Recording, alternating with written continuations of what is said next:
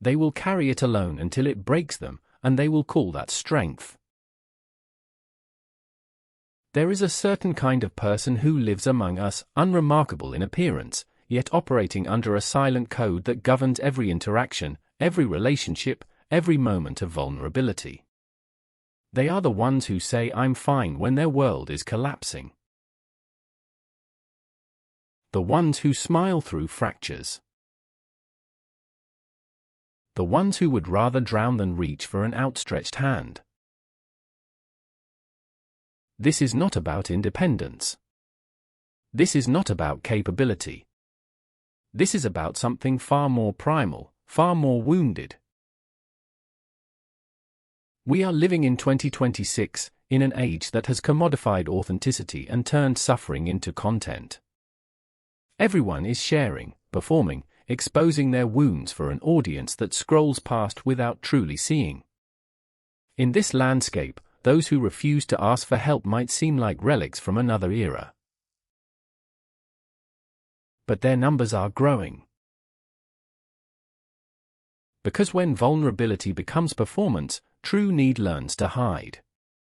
The psychology of people who never ask for help is not rooted in arrogance or exceptional strength. It is rooted in a singular, calcified belief formed early and reinforced relentlessly. That belief, to need is to be a burden. To ask is to reveal your fundamental unworthiness. Somewhere in their history, help did not come, or it came with a price too steep to pay again. A parent who sighed when asked for attention. A friend who weaponized a moment of weakness. A world that rewarded self-sufficiency and punished dependence. And so they learned the only rational response: never ask. Build walls so high that no one even knows there's a siege happening inside. The psychoanalyst Donald Winnicott introduced the concept of the false self, a protective persona we construct when our authentic needs were not met with adequate care. This false self is polished, competent, unbreakable. It exists to prevent the pain of rejection by never expressing genuine need. People who cannot ask for help are often living almost entirely through this false self. They have confused self-reliance with identity. They have made independence not a choice but a prison. Think of it as a fortress built in childhood. Each stone is a moment when vulnerability was punished or ignored. The walls grow thick, and yes, they keep out danger. But they also keep out sunlight, sustenance, connection. Inside the fortress, you are safe from rejection. You are also alone. The philosopher Martin Buber wrote about that I-thou relationship, a form of connection where we encounter another as a whole being, not as a means to an end. But people who never ask for help cannot enter an I-thou relationship. They can only offer I-it. They relate to others as helpers, as audience, as those who must never see them stumble. This is not connection. This is transaction dressed up as relationship. Here is the cruel irony: the refusal to ask for help is often motivated by a deep desire not to lose connection.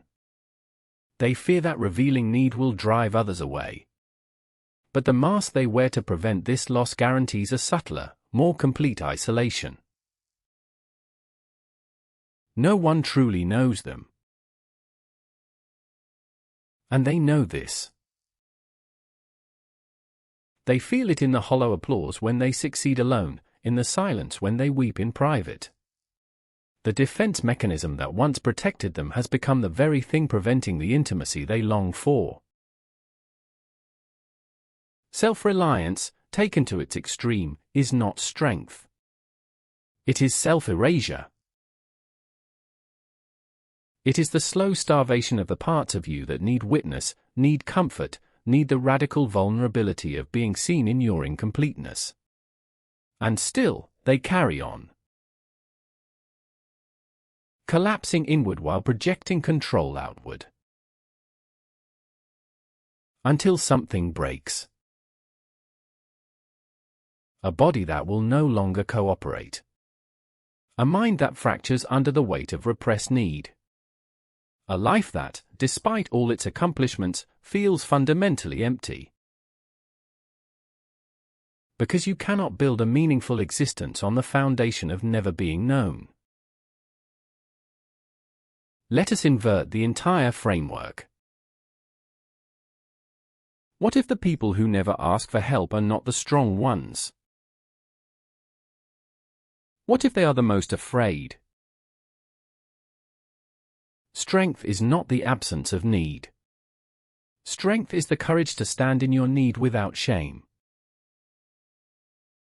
To ask for help is to acknowledge reality, that you are human, finite, interdependent. It is to reject the myth of the self-made individual, that capitalist fairy tale that serves systems more than souls. Those who ask for help are not weak. They are honest. They are brave enough to risk the very rejection that the silent carriers spend their lives avoiding. And here is what happens when you finally ask. Sometimes, people will disappoint you. They will not show up, or they will show up poorly. And this will hurt.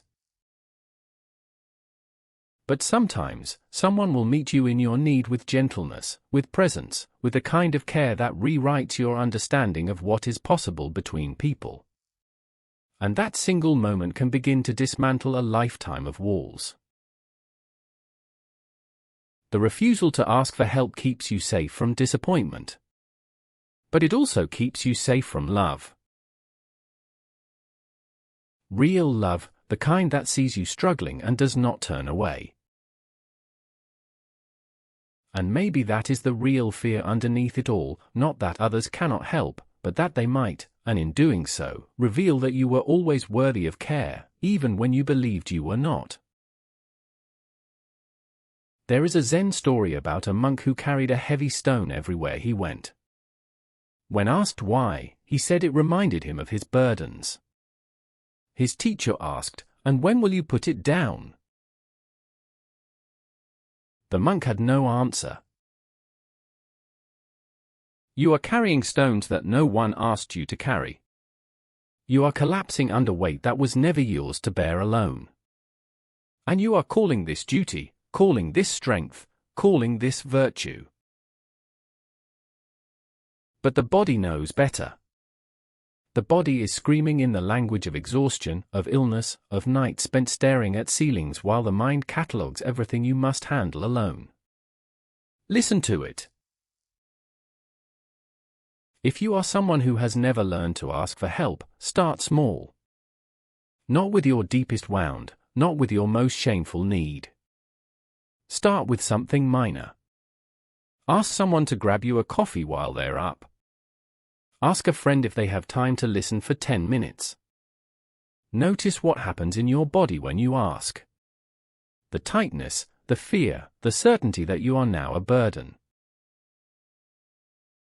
And then notice what happens when someone says yes. When they do the small thing without resentment, without keeping score. Let that moment be data. Let it contradict the story you've been telling yourself about what it means to need. The people who love you do not want your performance of invulnerability. They want you. Messy, struggling, human you. And if they do not, then they were never safe, and your fortress was right to keep them out. But test the hypothesis. Because a life spent behind walls, no matter how justified those walls once were, is not a life fully lived. It is a life spent in waiting. Waiting for permission that will never come from outside. Waiting to be worthy of care you already deserve. You do not have to carry everything. You only have to carry what is yours. And even that, you do not have to carry alone. This is not weakness. This is the beginning of freedom. Put down the stone.